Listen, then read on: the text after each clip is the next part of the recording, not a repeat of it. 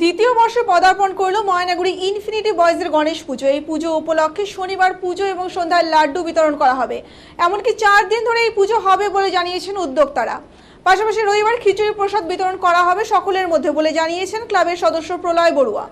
এদিন সকাল থেকেই গণেশ পুজোকে কেন্দ্র করে চলছে পূজা অর্চনা। সেই সঙ্গে যেদিন করে সন্ধ্যাবেলায় আগত পুণ্যার্থী এবং রাস্তায় চলাচলকারী সকল স্তরের মানুষের মধ্যে বিতরণ করা হবে লাড্ডু।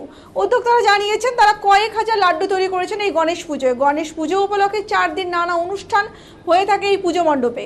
সকাল থেকে সন্ধ্যা হতেই পুণ্যার্থীদের ভিড় বাড়তে শুরু করে। ক্লাবের সুবিশাল পূজা মণ্ডপটি সম্পূর্ণ বাঁশের তৈরি। উদ্যোক্তারা জানিয়েছেন এবারও তাদের গণেশ পুজোয় প্রচুর পুণ্যার্থীদের সমাগম হবে বলে তারা মনে করেন।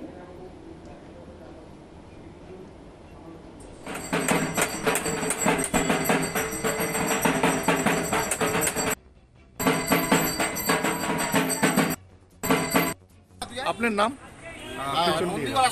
প্রলয় বড়ুয়া। বললাম এই যে গণেশ পুজো করছেন, এটা কত বছরে পড়লো আপনাদের? আজকে এবার নিয়ে 2 বছর। মানে কারা করছে এই পুজোটা? এবার আমরা ইনফিনিটি বয়েজ। বললাম যে এখানে এই পুজো কতদিন থাকছে এবং কি কি করছেন এই পুজো উপলক্ষে? এই পুজোতে আজকে লাড্ডু বিতরণ আছে সন্ধ্যাবেলায়, আগামীকাল খিচুড়ি প্রসাদ দেওয়া হচ্ছে, 1000 উপরে আমাদের লোক খাবে। আর হচ্ছে 4 দিন ধরে এই পুজো চলছে।